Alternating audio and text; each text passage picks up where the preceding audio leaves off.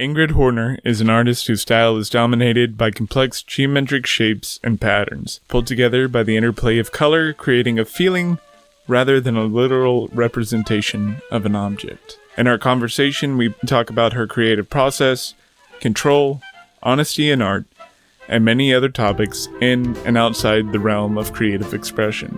Ingrid was kind enough to let me into her home, and I hope you will join me as we meet Ingrid Horner. Yeah. Because regardless of what they have done in atrocious crimes, right? Yeah. But they still have some humanity in them. And it's like unearthing that from all the pile of crap that they have put on top of it was so interesting and so moving. So I love the program. It was great. So we did the graduation there, and they got to see, and they were all crying like babies, you know. It's like, oh my gosh, they were so moved. But it was definitely, you know, such a good program. So it was very interesting. And it's like, oh man, it's like it just, you know, because you see things reported on TV and, you know, somebody killed, you know, whatever, and you're like, yes, they need to be in jail, you know. And then it's like you go there and you talk to these people, they're still, you know, they're still humans. They still have, you know, a whole range of emotions that got buried under a whole bunch of crap, you know. Yeah. So interesting. Yeah. But anyway. No, that my friend Billy Lanier, who I was telling you about, he's very, very good speaker, like very articulate guy. We were actually in a speech class together. Sit like this. So that's good. Yeah.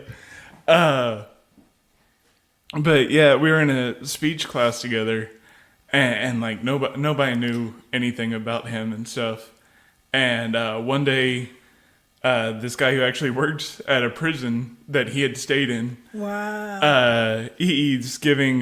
We had to give like instructional speeches on how to do something. So this one guy was going to show people how to handcuff people. So he needs a volunteer. Nobody really raises their hand. Finally, Billy's like, "Oh, I'll do it."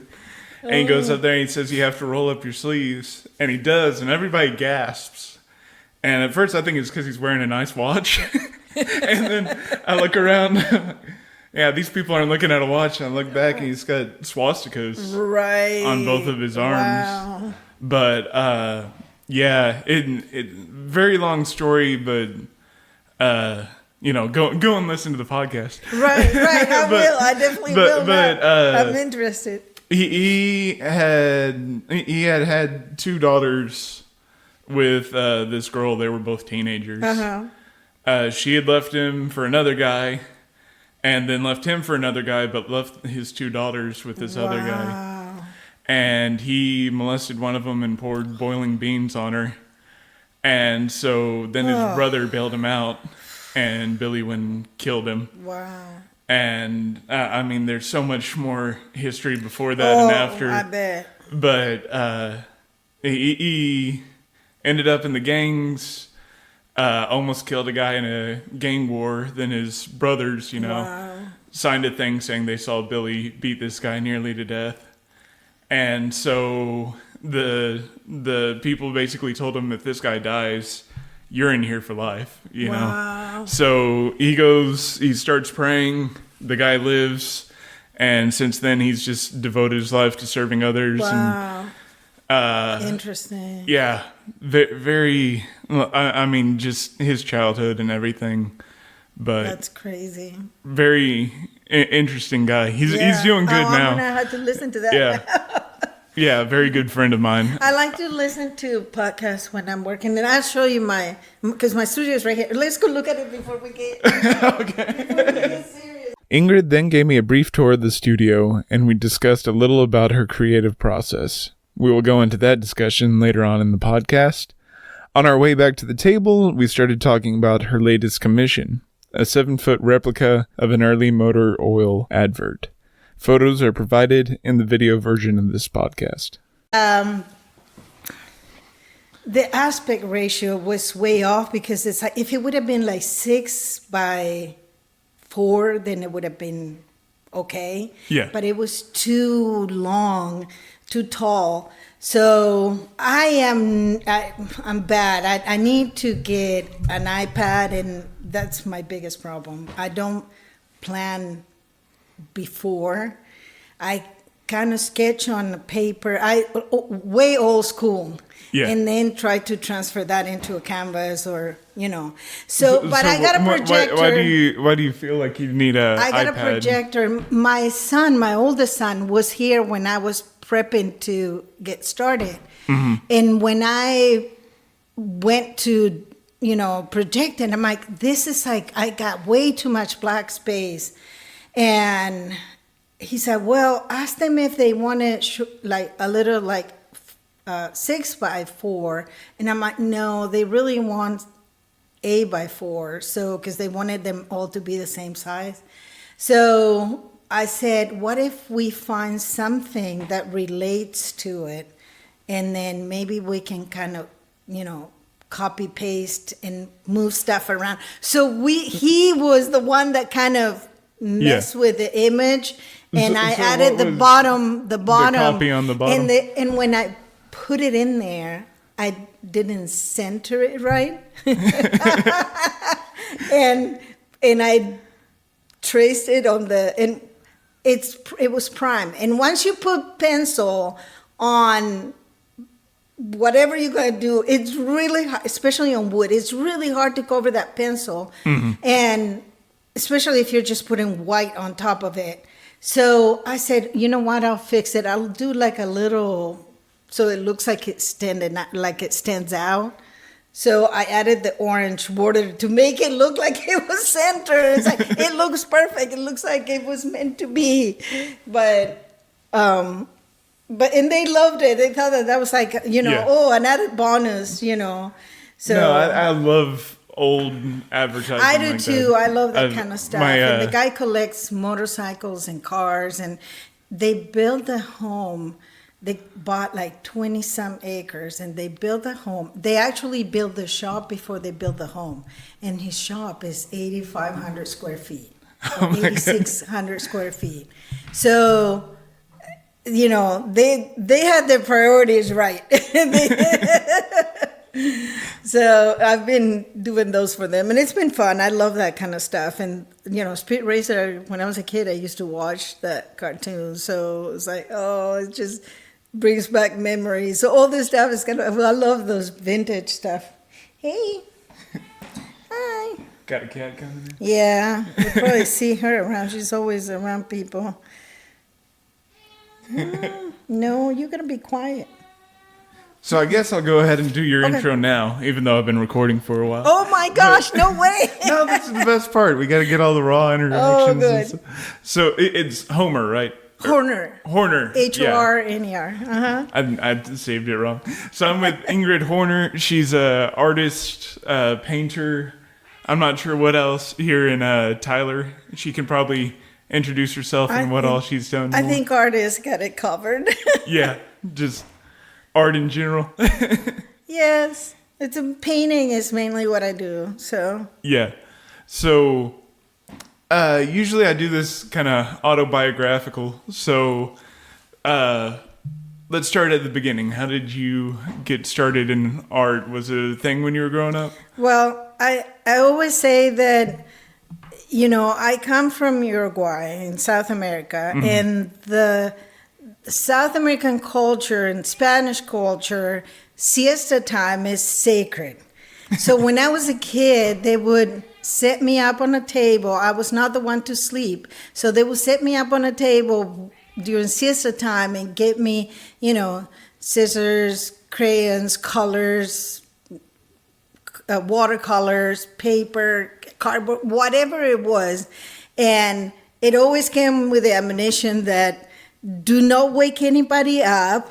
Just keep yourself entertained. Don't get in trouble and go for it, So that's kind of how I started with art. And I think I've always had a love for doing things with my hands. So I tried a little bit of everything, and always doing things with my hands has been something that I enjoy, and it's really rewarding. Yeah. So if you don't mind, just because I'm interested, For one, where exactly is Uruguay? Okay. And then next, like, what was life like there for you? Okay, so Uruguay is situated, it's sort of like south of Brazil, east of Argentina, so we're on the Atlantic side. Yeah. And it's a very small country. There's only about 3.5 million people. And I left in 1989. It's been a long time. I've lived here longer than I lived there. So, Yeah. When did you leave? well, I live in 89. I left in 89, but I had moved to Argentina before that. Mm-hmm. So I lived a couple years, 2 or 3 years in Argentina before I came to the States. And so I went back home to do all my paperwork and then came to the States. So it's like I was home for like a few months and then I came to the States in 1989. Yeah. So how old were you when you left? 28. 28. Yeah. So what was it like growing up in Argentina and Uruguay? Well, I grew up in Uruguay, and it's some small country. I don't know. My town was like 16,000 people, small town. We're like about an hour from the capital city, and it's grown and changed. It's completely different from when I grew up. A lot of things are the same, but everybody knew everybody, and chances are that if you were dating somebody, your parents had gone to school together or something like that, So everybody knew everybody. So small town, a lot of gossip, so you couldn't get away with anything because, and then everybody was like your parents. They saw something going on, they were going to tell you off just like your parents did. So it was interesting that way. So did you go to school for art or anything? I did not. I am self-taught, basically. I have a background. When I lived in Argentina, I went there to work, and I wanted to come to the States, but financially I wasn't ready for it. Mm-hmm. And I went to Argentina, and I worked there, and then I started studying fashion design. And then when I came to the States, I studied fashion merchandising. So I've always done some kind of illustrations, and I've always liked drawing, carving, I think I tried everything. They put me in ceramics, they put me in, carving, and I just did a whole bunch of stuff. And I think I have somewhere a little gourd that I carved like years and years ago. It's like just different things and everything with my hands. I tried everything you can imagine, arts and crafts and that kind of stuff. Yeah. So, but I always wanted to paint. I thought that was like, so cool, and I just didn't have enough confidence. And because I wasn't, I didn't go to school for it, I felt like nobody's going to like what I do, They're going to think that I'm just... So with your other artwork, were you putting that out there at all, or was that just for yourself? The other stuff that I've done through my life, at one point I saw my older sister came to the States before me, and they actually helped me. And when I was coming to the States, they helped me. They sponsored me to be able to go to school. But she would send me patterns, and I would do pillows and sell them at fancy home stores, and because they were just from she would send me fabric and things like that. So people were always interested in something different and unique. And I think that's what I like. I like different and unique things. Yeah. And I wasn't going to find them there, so I was going to make them. I made my own clothes, I always wanted to something different, to have something different than everybody else had. So I had to kind of either make it or find a way, you know. Just had that drive to Repurposing create. things that was Yeah. big, you know, from clothes to shoes to furniture to whatever. Yeah. So, why? Because it sounds like you had some confidence in your creating and stuff. Why do you say that you didn't have confidence in your painting? I don't know that I had confidence. I think I was just bold and I'm gonna do it anyway, whether people like it or not. Yeah. But you know, you always have. Even I always say every artist has a little bit of like questioning, like, you know, am I doing this right? Am I going the right way? Am I, you know, people, if you don't have a little bit of doubt, I think you're too full of yourself. Yeah. So I think it's good to have a little bit of doubt. Maybe I have a little more doubt than the average person when I started. And I did not start until we moved here to Texas. So I didn't start painting until then. You know, I was like, for a long time when I was working, it's like, I'm going to quit work and I'm going to, you know, refurbish furniture, and which I'd done some. And I did that, but it's always like, I want to paint. And I would see things, I would see art, and I'm like, I want to make something like that, or I want to make my own thing, you know? Yeah. So that's kind of how I just like, okay, I'm just going to do it. And I started for fun, and I gave things away. And I had a friend, and she's like, you really need to create a Instagram and a Facebook. And I'm like, I already have an Instagram. No, just for your art. And I'm like, okay, well, but what am I going to do? And so I had to like, when the pandemic happened, that's when I made it a job. It became a full-time thing. Yeah. So that's when I put the plastic on the wall and cover the floors and, okay, we're going to go for it. So that's really when I started getting serious. You know, before then it was just like, I paint a little bit here, a little bit there. And my husband would get upset because paint would be on the walls and on the floor, and I had to clean up. And so I would clean up and not do anything for a couple weeks, and then take the stuff out again. And then it's like, oh no, if I'm going to be, when the pandemic happened, was like, if I'm going to be here 24/7 with nothing to do but watch Netflix, and with everybody in the house, I'm gonna go nuts. So I needed an outlet, and I found that it helped my mental health, you know, because when I'm there, I'm focused, and they can tell you, they always say the house can burn around me, and as long as nothing is burning, like the floor that I'm standing on and the table that I'm working on, then that's fine. Or the wall that I'm painting on, then that's fine. Everything else can burn. I forget to eat. I forget to drink. I'm a mess. It's awful. Yeah. But you know, my husband has been a big supporter. So you know, he will clean up while I paint, or he will do laundry while I paint, and things like that. So that's been really helpful. Yeah. So you mentioned you first did fashion design, right? Uh-huh. And then you came over here and you did fashion merchandising. Right.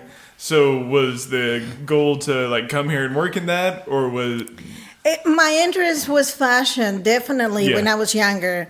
And then after I did fashion merchandising, it was interesting. When I did fashion merchandising, the graduating project was to put on a fashion show. And 2 years in a row, the year before me and the year that I graduated, I did the set design. It included painting and, you know, everything. And I was in charge of that. And it was so much fun. And I really, you know, it's like, I really love this kind of stuff. Not so much the retail aspect of fashion, but the creating part. So that's why this design was definitely what interested me.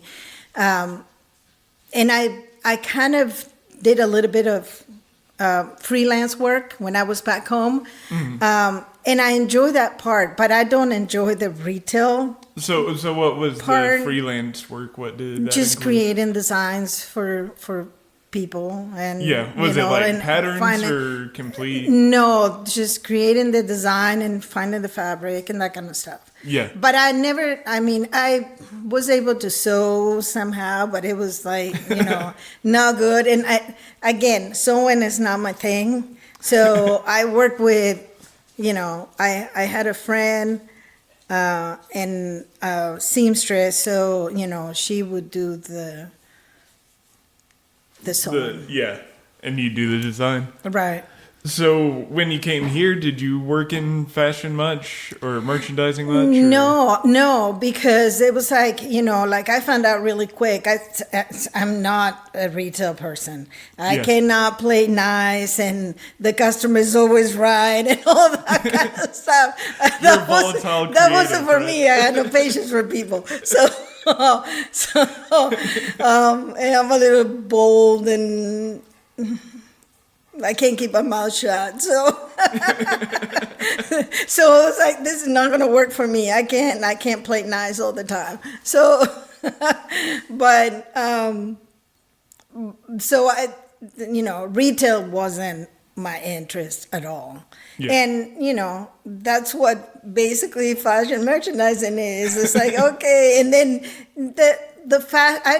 I realized that the fashion industry didn't interest me. It was the creating part. Mm-hmm. So if I could just create and somebody else do everything else. So where are you going to get a job like that to start? It's really, and back in, 1990, 1991, it's like, not where I was, so it's like, okay, unless you go to a big city or, and so it wasn't, and then I met my husband and we got married and he went in the military. So it's like, forget about everything else. It was just like, get whatever job to, pay the bills. Yeah. And so everything just kind of went in the back burner. It's like, okay, all my interests, I didn't do anything. And so I would pick things to do like, knitting or crochet or, different things that kind of filled the need for me to do things with my hands. Mm-hmm. But it wasn't something, it was just for fun and for therapy, I guess. Yeah. But no, there definitely is, and I'm one of those people, but I've met so many other people where you have to be creating something. Otherwise, you just feel unfulfilled. Right, exactly. It's a need.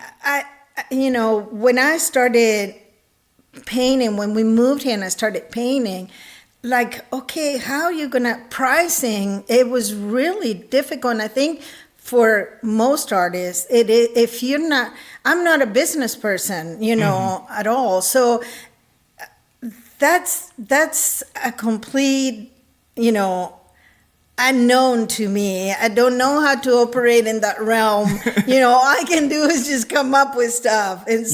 Please, somebody else take care of the rest. So I got to a point that it's like, okay, well, once I did a lot of research and I figured out, okay, I'm just starting. So I can't, charge a whole bunch. You kind of have to go with the people that are going to buy too. And my stuff is like, it's different. You don't see that much geometric, art in Tyler, Texas. So it's like, okay, I kind of had to, there's a lot of variables. And I just have to figure it out. Why do I feel comfortable? What is the price that I will feel comfortable to let this piece go? Yeah. And like, okay, I can recuperate my materials. Time, I'll never get paid for my time because it takes me forever. I'm slow. And like I said before, I'm not technological advanced. So I do the design by hand. I'll put it on the canvas. I have to transfer. If I'm doing a mural, I have to, measure and transfer it somehow.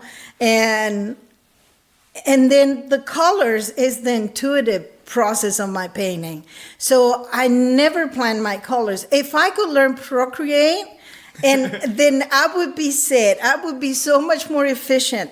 But I think part of the thing that makes it interesting for me is the debate that I have with myself. I'll pick a couple colors and I'll put the first color in, and that color is going to dictate what color comes next. Yeah. No matter what I had picked in advance, I have to just go with what I have in the canvas. And that's, there's days that I just mix colors just for fun. And I spent, like 2 or 3 days just mixing paint. And I feel completely like I haven't done anything. And I've worked all day mixing paints. But, eventually, they will have a use. But, or if I have a project coming up, I do that. And sometimes I use and sometimes I don't. But, I always end up using them somehow. But maybe not for the project that I thought I was going to use them. So I got to stop you because I've already got like 4 questions okay. based out of that. So first, I want to figure out how did you figure out your pricing, or did you have somebody else come in? No, I did a lot of research. And I always find that I'm going lower than I should go. Mm-hmm. I think that's a hard thing for creatives. Right. And I heard somebody, while I was doing research, I heard somebody say, you have to price it where you're a little bit uncomfortable with a price. And I'm always so scared to do that. Because people are going to be like, she is just crazy, Yeah.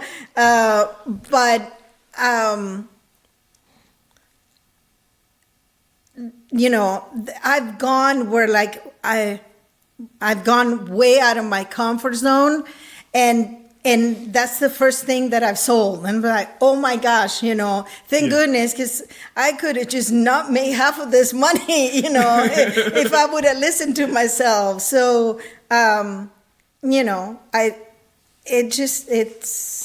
it's a little song and dance, and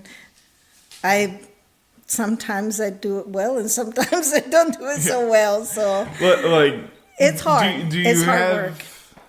So what? At the beginning, I wish that somebody could just tell me, sell this for this amount of money. Yeah.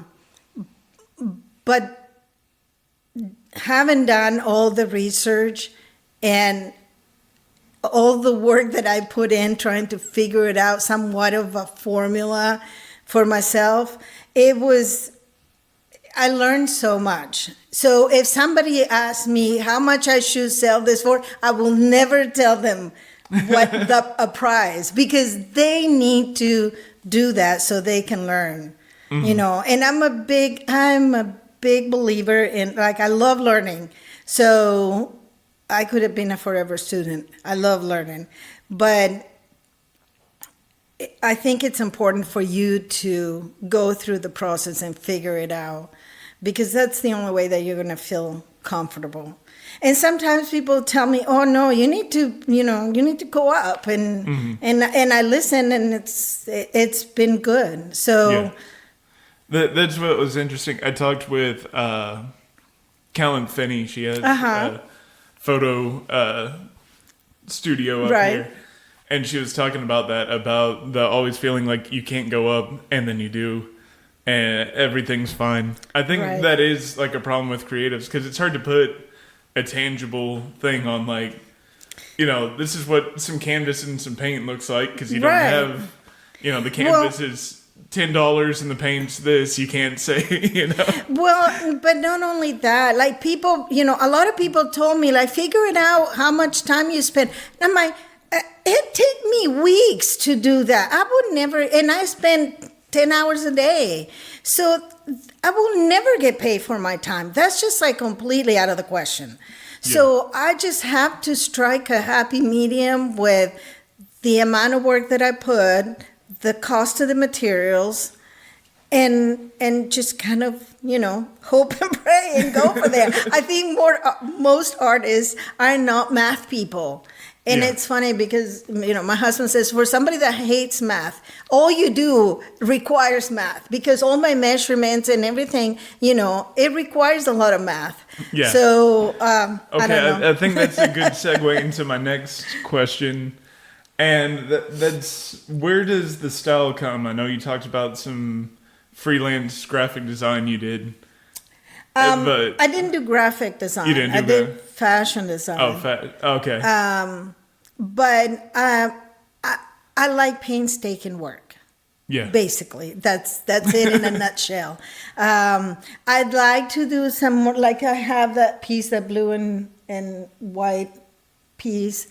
That one actually is going to Gallery Main Street for the spring exhibit. I didn't even notice the bubbles in there. It's got a ghost background. It's Yeah. white on white. The white portion has matte and shiny combined, so it's kind of got like a ghost background.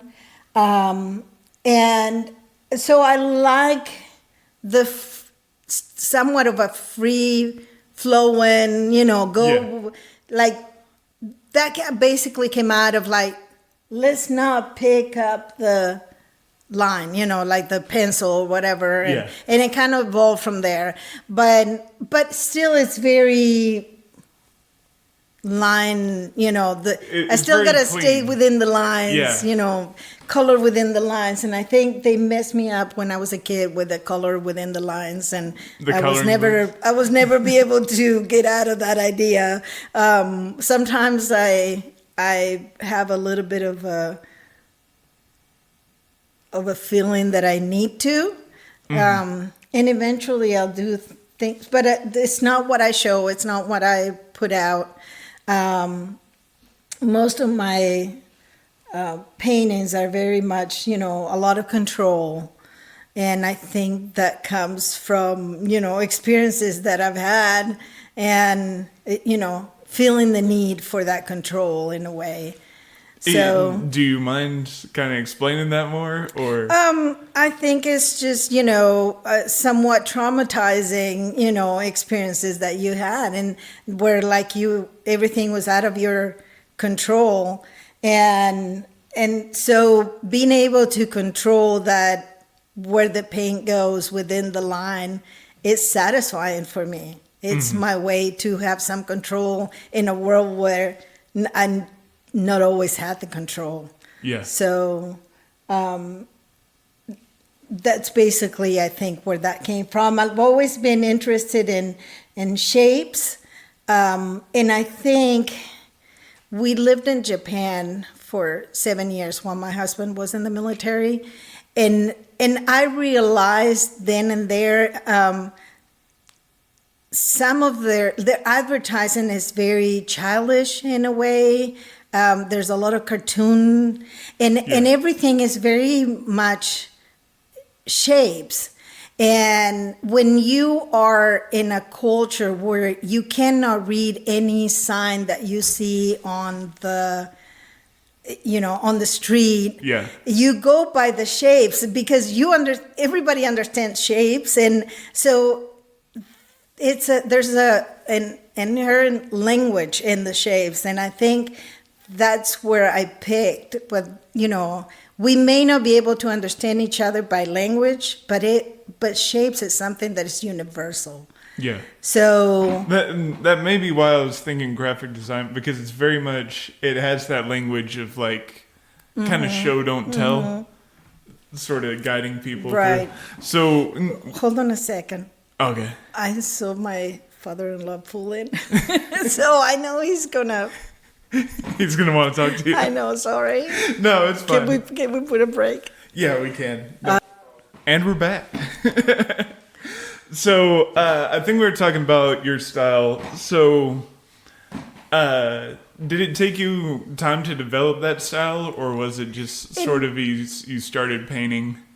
It did a little bit. I started doing a little bit of everything, and I have some pieces that are more free flowing, and I like a piece around the corner and a piece back there, and that are more like what I started doing. Yeah. And then I soon realized that I was not enjoying that as much. And it wasn't that I wasn't enjoying it. I didn't feel that that was my voice coming out. So I always, like if I'm on the phone, I doodle a lot. And I'm like, I need to do that because it's all based on shapes. And a lot of times I do that. I just draw. And there's days that I don't feel like painting or I don't feel like getting too serious with anything. And I just need time to unload whatever's on my head. And so I draw and draw and draw. And it's most of the stuff comes from different, like I pick from this drawing and I pick from that drawing, and that kind of is what makes the painting. So do you have anybody who's like your inspirations? Or I follow a lot of people on Instagram, and and that's how I figured out, because everybody that I wanted to follow were doing more of the geometric stuff, you know. And I love, and I took a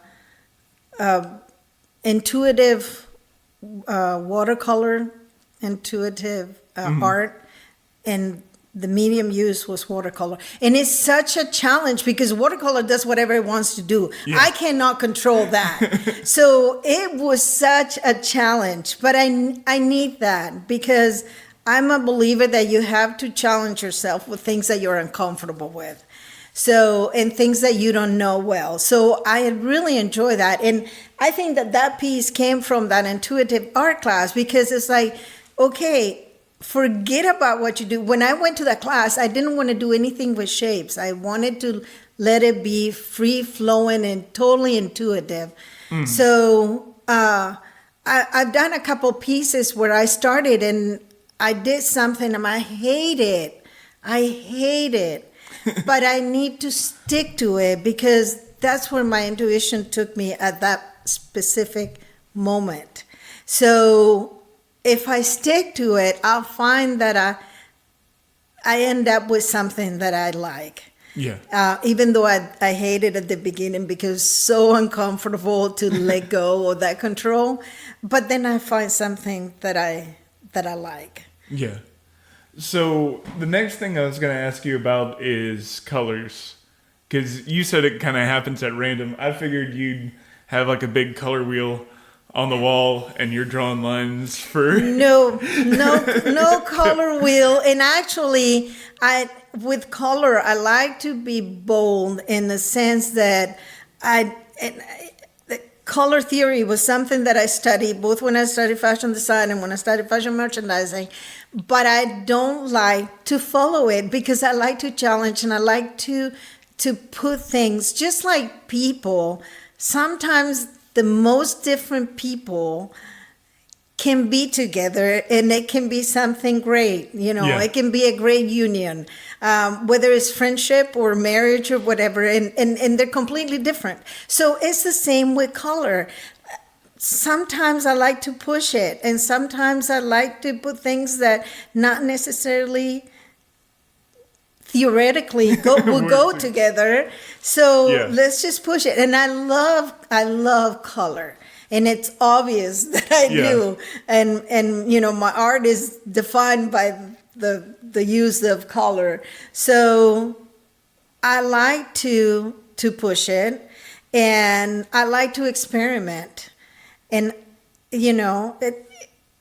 I think great things happen when you challenge yourself and when you experiment and you try. If you don't try, you never know. So I might go for it, and sometimes it's like, and no, I would, because all of your paintings, like the colors, very much just like I'm like, she's got to know what she's doing because everything's super appealing. that it's just this.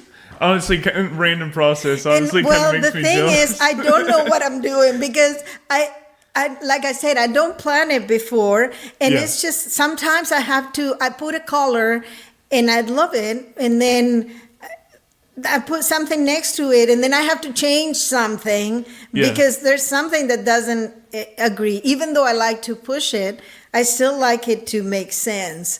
So sometimes it's like, oh, or I like it in the moment. This happens a lot where I come and I start painting and I'm like, I really like these colors and I really like how this looks together.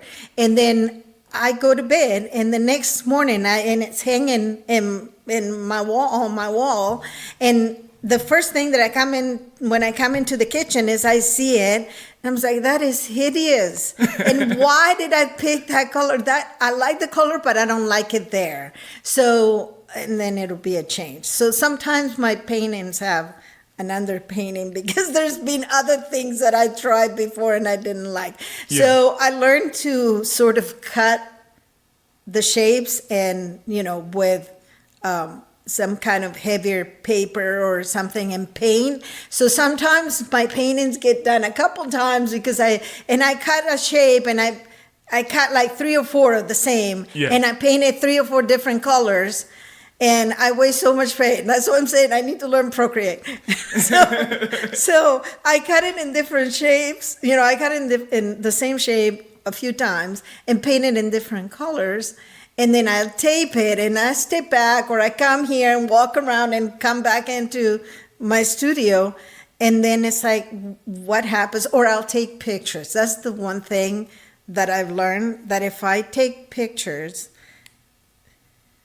as I'm working, I take pictures and I looking at the pictures, I see things that I cannot see when I'm looking at the painting. Mm-hmm. So that helps me a lot to figure it out what direction I want to go with the paintings.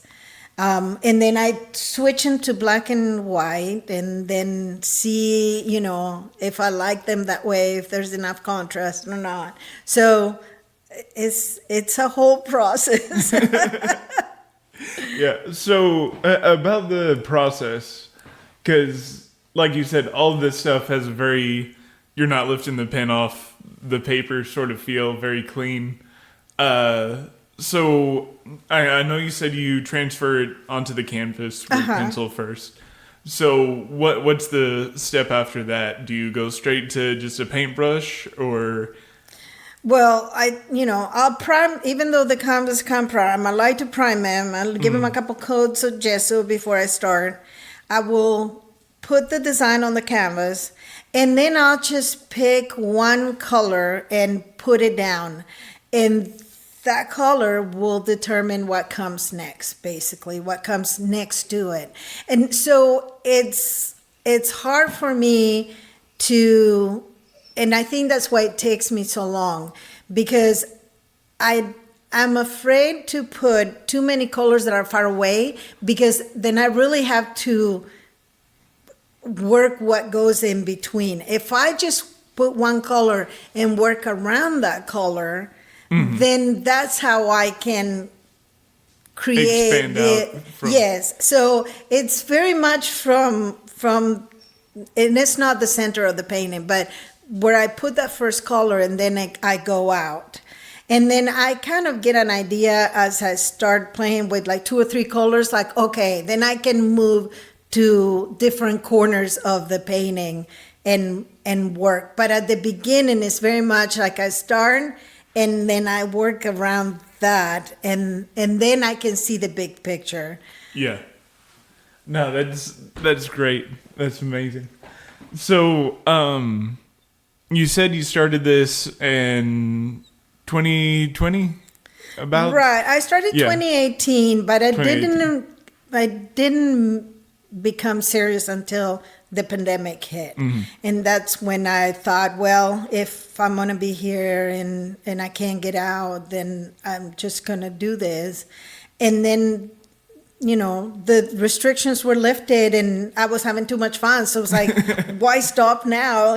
So were you trying to find clients at that point, or was it just mental health? No, it was more for me. Yeah. Well, I mean, I always had the hopes that somebody would want it, especially my husband when he was financing me at first, because he was putting all the money for the materials and I was just having fun.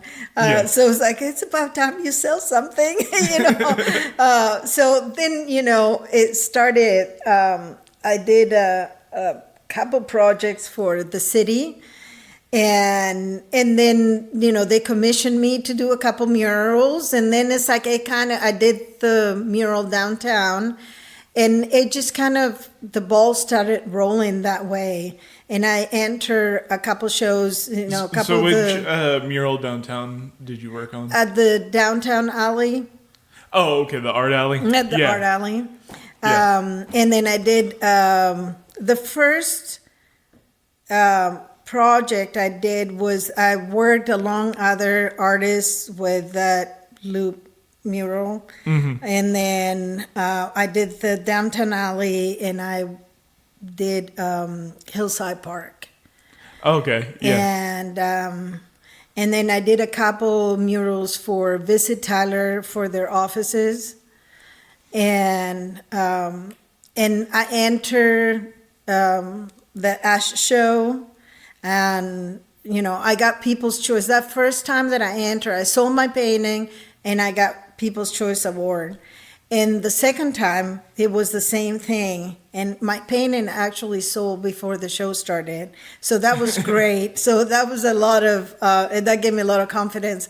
So that really was, really helpful to get my name out there. Yeah. So what point did you feel like you made it as an artist, or I don't think I have made it yet. It's always, I think we always move that goalpost, I want this, I want to make, I like to make a mural, and I did the mural, and it's like, I like to get a commission, and then I get the commission, it's like, I want to enter the show, and I enter the show, and I got the show, and now it's like, okay, well, I want to go to Dallas and Fort Worth, so that's my, I don't think I made it yet, but I think what was really satisfying was that the museum, the Tyler Museum of Art, invited me to participate in their Art Among the Azaleas event that they had last year. And I believe that they do that every year. They invite local artists to participate in an art show and a group show. And so I was invited to participate, and they selected some of my pieces. And so that was big because it's like, whoa, my art was at the museum. So that was really rewarding. And, I still don't feel like I know what I'm doing, but... So do you think there's going to be a point where you feel satisfied with it, or are you always going to have that drive to... I think you always have a little bit of that drive to achieve a little more, I am satisfied, and like I said, I don't make the art with the idea that I have to sell this piece. And I'm fortunate enough that I don't need to sell my art to live. But I've gotten to a point that it pays for itself. It pays for the materials. It pays, So I can buy some things. So my next thing is going to be an iPad and Procreate and learn that. I think it'll make my life easier. But it's like I've been able to get some things that I needed, like a projector, and and everything has been paid, and I make a little money. I'm not making money, but I make a little money. It's not like I can live out of it, but I don't have to, and I don't want it to be that way either. I don't have to feel like I need to live off my art, because I think that puts a pressure that I don't want to have, because I think I wouldn't be able to play as much or experiment as much. Yeah. When you really have to, you're basing your livelihood on what you can sell, then it's hard to be creative. It's hard to be bold and try different things. Yeah. So I'm happy with the way things are. I just want to achieve more, but I enjoy what art does for me. Yeah. So you mentioned like, because I think there's sort of a balance you have between like control and then also allowing yourself to experiment. And so, because you talked about that, how you have to be secure in it for you to like be able to play, be able to be creative. Right. So how do you think creativity works? I don't know. I think the creative gods and the spirits, and I think it just, I don't know. I think we all have a little bit of creativity in ourselves, and it might not all be for painting, but we're all creative, If that's something that is innate to everybody. Everybody has a little bit of creativity in themselves. So I just, I sit there and I put on the work and I try to come up with something. And when I get stuck, I just, I talk out loud. I pray out loud in a way, it's like, okay, I've given it all my all. I don't know what to do next. Help me out. If there's a creative genie out there, or God listening to me, or the universe giving me whatever. I think, ideas come, and if you don't act on it, if you don't, like if I don't put it on paper, if I don't draw it, or, sometimes I lay at night and I get these ideas, or I close my eyes and I see colors and shapes, and if I don't put that down, I kind of miss the opportunity. I think that, I heard somebody say that, it's like the cloud, the ideas that are out there, and you get that connection with that cloud, and you download something gets downloaded to your head, and you put it down. And if you don't act on it right away, that idea will go to somebody else that will do it. So I think. So do you think that's what the difference is that creative people don't have that inhibition of like, I can't do that? So they don't, when these ideas come to them, they don't pursue that? Or do you think? Well, I notice myself that if I don't do it at the moment, it's poof, it's gone. Mm-hmm. And I try to remember what it was, and it's never exactly what it was.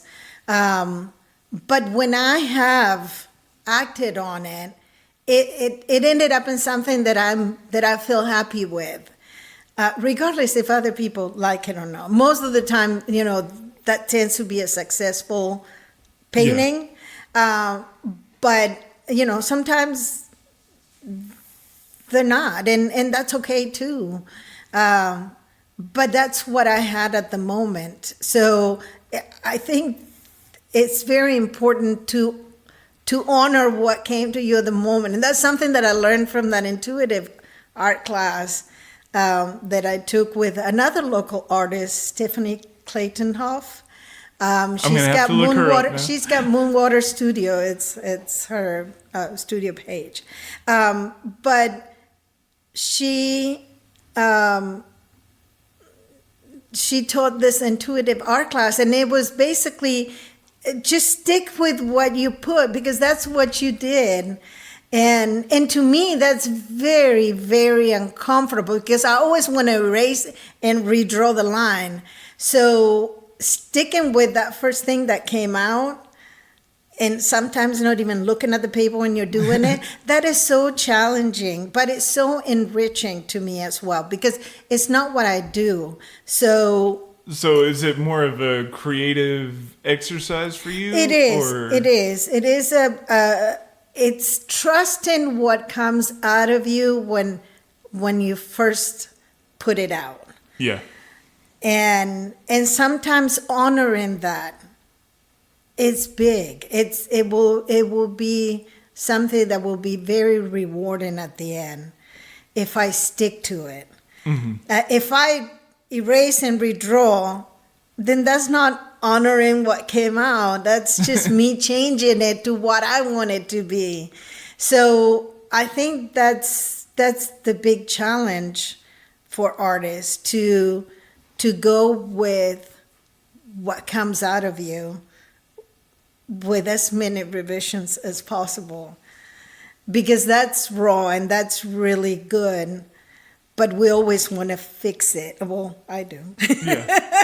Well, I do. I guess my question is, like, have you integrated that into your other work, or was that just a creative exercise in, like, I can do this? I try now to integrate that to what I do. Yeah. Yes, it was definitely a very rewarding experience. So I try to integrate that to what I do. So it's created less revisions for me. Yeah. I don't know why I went off on that. I just find it interesting. That's all right. The way people work. I want to figure out, like, why we are the way we are, I guess. It's very interesting, and I do not know. Sometimes it's completely something that I wanted to do this year, because I always say I don't do flowers, and Tyler is big on flowers, right? So I don't do flowers, I don't do landscapes. And that's just, how it is. Yeah. Well, for a long time I didn't do black because I didn't like black. And I think that black has come into a lot into my paintings. But that's okay, because I think I don't do black. It was me trying to cover up something that was there that maybe wasn't pleasant, and I realized that, well, I need black in my paintings, because it does something great to the painting. I do think, though, sometimes limiting yourself on certain things can cause. Are you familiar with, like, Jack White or the White Stripes? The band? Because that was a big thing with him. It was with the White Stripes. It was always three things. 3-minute song, 3 choruses, right? 3 colors. Those always red, black, white, and he kind of carried on with these limitations throughout each album, even after the White Stripes. I think there is something to that where you can limit yourself, but it causes you to create and think in a different way, in the same way that adding black maybe. Well, I just think that by me using the black, it's like I'm finally fully expressing myself. I think I tried to cover the black. It's like I tried to cover whatever trauma, you put other things to make it prettier. And I think that's how I use the colors, to make it pretty, to make to cover up the trauma and the bad experiences, and then to make it look better. And I think I need to incorporate that dark side as well, because that's when it's fooling me, and that's when everything is out there. You're integrating it instead of denying it. Right. And I'm still going to put the pretty colors around it, because, and I think that's what color does for me. It's always been a mood enhancer. So I'm fascinated by, the psychology of color, how it influences us, and how people respond to color. Like I said, there's some colors that I really do not like in certain things.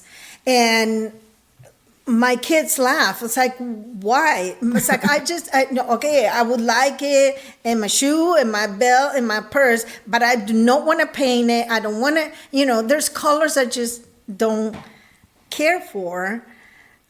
but every color, once I put it with other colors, then I like it. I may not like it by itself, but once it's next to other colors, then Yeah. I like the result. So while we're on black and other colors and stuff, what do you think about like the concept of beauty and darkness? We kind of talked about that, about like integrating that dark into your work. Mm-hmm.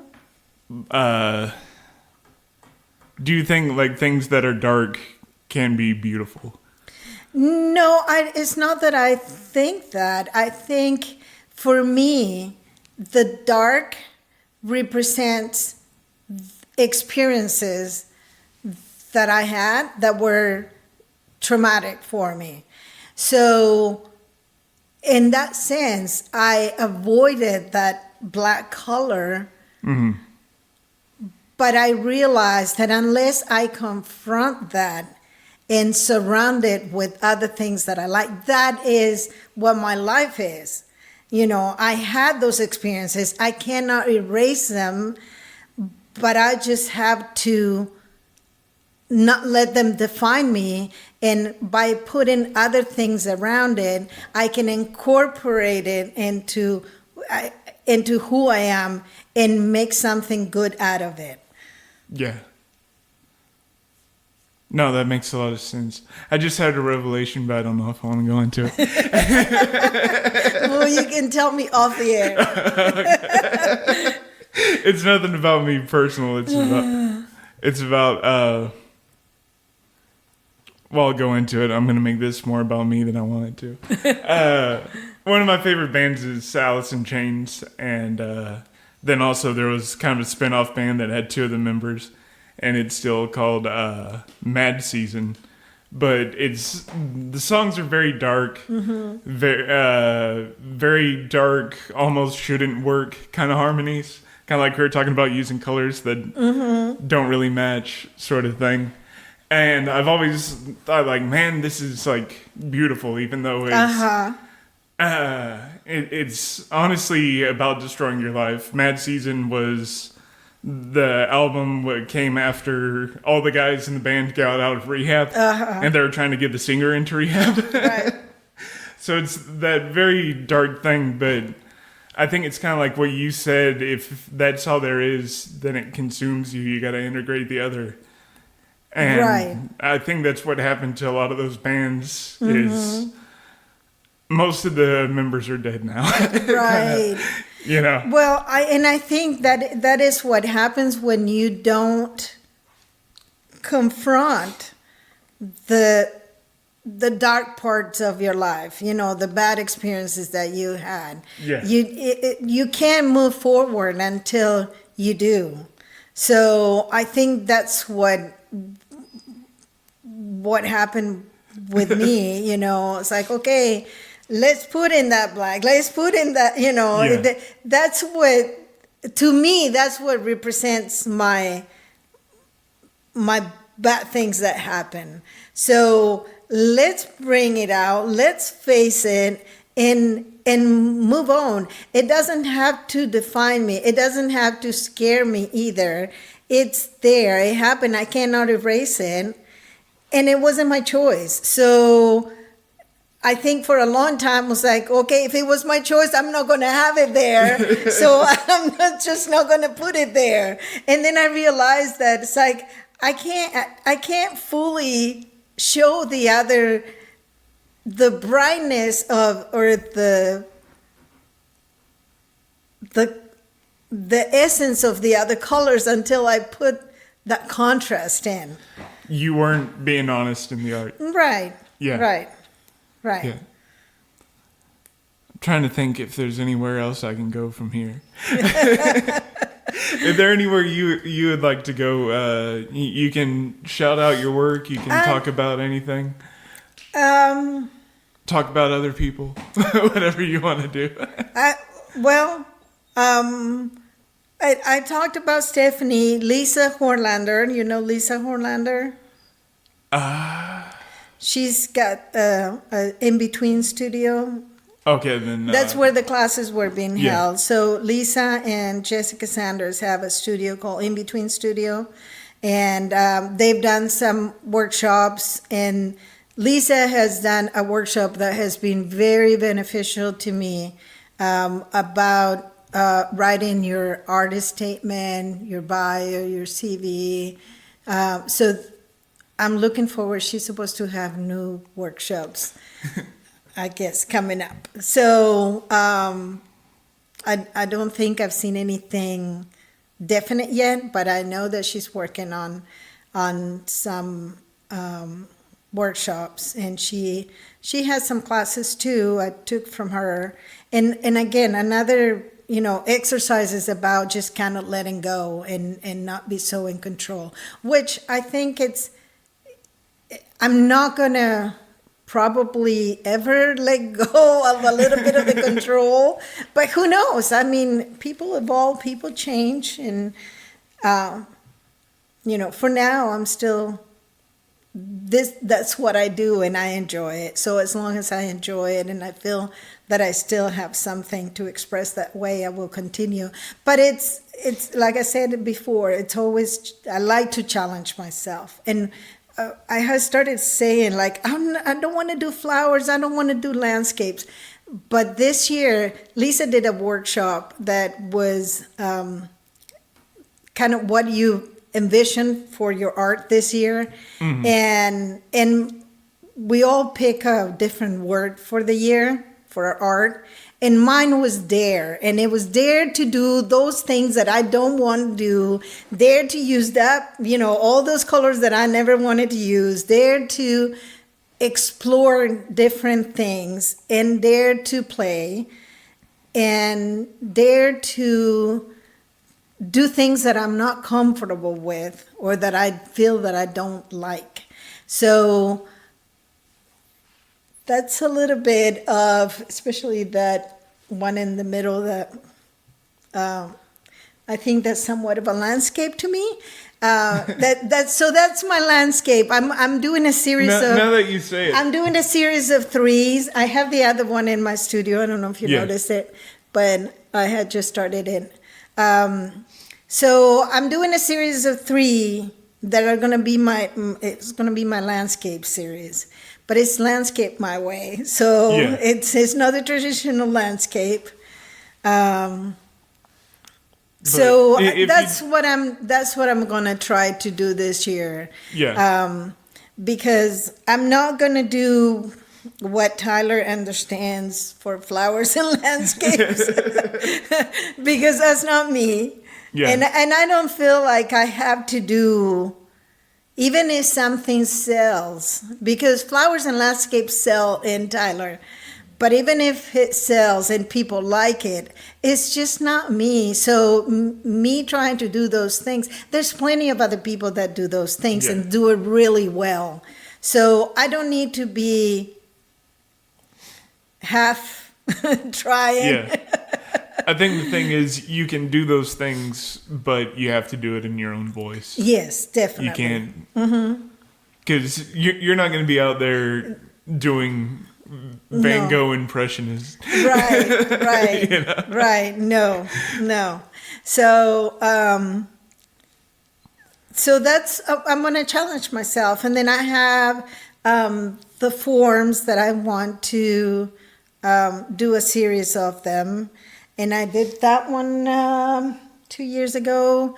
And I have others that I want to, my hope is to finish them all and then show them as a, like a body of work, and along with the mannequins. That's always been the idea when I bought those things, to just kind of create. And it's a little bit of the fashion mixed with the art, the forms are very fashion, indicative. So it kind of marries the two things that I liked. Yeah. Well, no, thank you. I think this has been an incredible interview. Well, thank you. I've had so much fun doing it. Thanks for letting me in your house and everything. Thank you. Appreciate it. Yeah, I'll link all your stuff down below, all the stuff you talked about. Wonderful. And Just thank you for sitting down with me. Thank you.